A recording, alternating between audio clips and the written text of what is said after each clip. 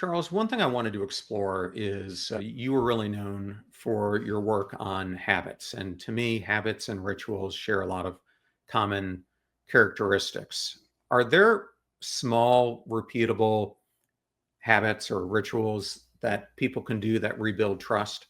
Maybe it's weekly coffees or catch up phone calls or micro celebrations that you do with your friends. Have you found that there's certain things that work? All of those are great. I would say at the core of them is the same thing that I would suggest as a habit that people should cultivate, which is asking more questions. We know that consistent super communicators, they ask 10 to 20 times as many questions as the average person. And the reason they're asking all those questions is because they're inviting people into the conversation. So, why are we going to coffee together? Why are we having a telephone check in? It's probably not just so that I can tell you my thoughts on the news and you can just sit there and passively listen. Rather, the reason why those gatherings are important and useful is because we're asking each other questions. If you and I go to coffee and I talk the entire time and I never let you say anything, then having coffee together isn't going to make anything better, right? It's probably going to make it worse. The goal of going to coffee, the goal of calling someone up is to ask each other questions and give each other a chance to understand how we see the world and to learn how you see the world in turn. That's at the core of conversation and communication. It's at the core of how we maintain all of our relationships.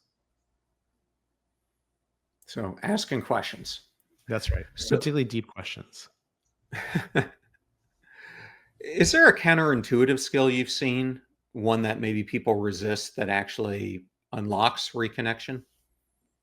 I think the counterintuitive thing is to not try and be right, not try and convince the other person that you're right, not try and look at this conversation as them agreeing with you.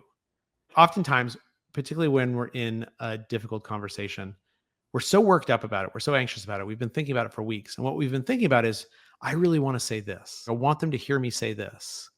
We don't spend usually as much time thinking about what we hope they say, what we want to learn about them. And so I think that people sometimes misunderstand what the goal of a conversation is. If you and I have a conversation about something we disagree about, and we both walk away still disagreeing with each other, but I understand how you see the world a little bit better, and have spoken in such a way that you can understand how I see the world a little bit better, then that conversation has been a success. Because although we might not agree with each other, we understand each other more. And so I think that's the counterintuitive thing, is to say, my goal here, my purpose, the reason I'm having this conversation, it is not to share information with you. It is not to convince you that I'm right, that I know what I'm talking about.